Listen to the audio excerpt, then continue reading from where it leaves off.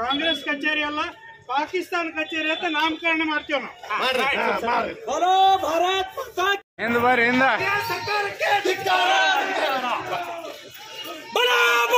ಮಾತಾ K, ಬಲೋ Bharat ಮಾತಾ K.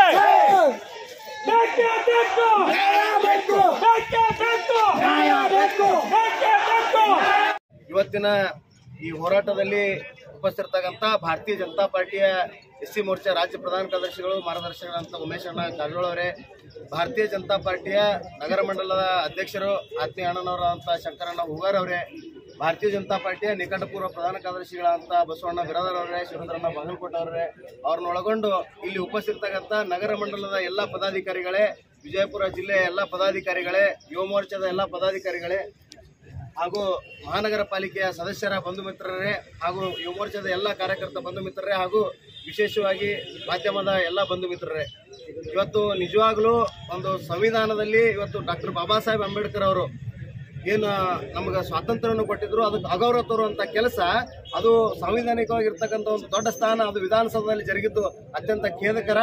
ಒಂದು ವಿರೋಧಿ ರಾಷ್ಟ್ರ ಪಾಕಿಸ್ತಾನಕ್ಕೆ ಜಿಂದಾಬಾದ್ ಅನ್ನೋ ಒಂದು ಪ್ರಕರಣ.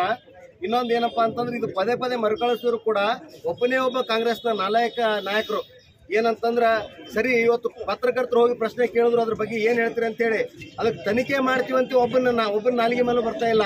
ಕಾರಣ ಏನಂತಂದ್ರ ಇದ್ರೊಳಗೆ ಇವರು ಇನ್ವಾಲ್ವ್ ಅದಾರ ಅಂತೇಳಿ.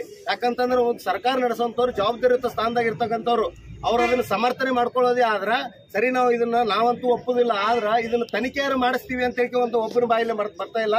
ಅಂದ್ರೆ ಇದರಿಂದ ಏನೋ ವಿಚಾರ ಮಾಡ್ಬೇಕು. ನಾವೇನು ಇವತ್ತು ವಿಚಾರ ಮಾಡಿದಾಗ ನಮ್ಮ ಪತ್ರಕರ್ತರಿಗೆ ಎಷ್ಟು ಅಗೌರವದಿಂದ ಮಾತಾಡುವಂತ ಕೆಲಸ ಆಯ್ತು ನೋಡಿದ್ರ ಇದು ನಾವೇ ಮಾಡಿಸೀವಿ, ನೀವ್ಯಾರು ಕೇಳೋರು ಅನ್ನೋ ಒಂದು ನಿಟ್ಟಿನಾಗ ಅವ್ರ ಒಂದು ದರ್ಪ ಆಗಿತ್ತು. ಅದನ್ನ ನಾವು ನೋಡಿದಾಗ ವಿಚಾರ ಮಾಡಬೇಕು. ಇವತ್ತು ಸಂವಿಧಾನದಲ್ಲಿ ಒಂದು ಬಹುಮುಖ್ಯ ಅಂಗ ಏನಂತಂದ್ರೆ ಪತ್ರಕರ್ತರದು, ಅಂಥವ್ರಿಗೆ ಅಗೌರವ ಕೊಟ್ಟಂತವ್ರು ಇವ್ರೇನು ಸಂವಿಧಾನವನ್ನು ಉಳಿಸ್ತಾರ ಅನ್ನೋದು ವಿಚಾರ ಮಾಡಬೇಕು. ಮತ್ತು ಕಾಂಗ್ರೆಸ್ನವರು ಪದೇ ಪದೇ ಎಂಥವ್ರನ್ನ ಇವತ್ತು ಪಾಕಿಸ್ತಾನ ಯಾಕೆ ಅವರು ಇದು ಮಾಡ್ತಾರಂತಂದ್ರೆ ಅವರಲ್ಲಿ ಇರ್ತಕ್ಕಂಥ ಒಂದು ಏನು ಇವತ್ತು ಲಜ್ಜಿಗೆಡತನದ ಆಡಳಿತ ಐತಿ. ಹಂಗ ಮಹಿಳೆಯರಿಗೆ ಇವತ್ತು ಏನಂತಾರೆ ತ್ರಿವಳಿ ತಲಾಖ ಇಂಥವೆಲ್ಲ ಜಾರಿಗೆ ಆಗ್ಬೇಕಂದ್ರೆ ಅವ್ರನ್ನೇ ಅನುಸರಿಸಬೇಕು. ಹಾಗಾಗಿ ಇಲ್ಲಿ ಇರ್ತಕ್ಕಂಥ ಯಾರಿಗೂ ನ್ಯಾಯ ಕೊಡೋ ಉದ್ದೇಶ ಅವ್ರಿಗಿಲ್ಲ. ಅಸ್ಫಾಕುಲ್ಲಾ ಖಾನ್ ಅಂತವರು, ಡಾಕ್ಟರ್ APJ ಅಬ್ದುಲ್ ಕಲಾಂ ಅಂತವ್ರು ಫೋಟೋ ಇವತ್ತು ಒಂದು ಕಾಂಗ್ರೆಸ್ನವ್ರು ಇಟ್ಕೊಂಡಿದ್ದು ನಾವು ನೋಡಿಲ್ಲ.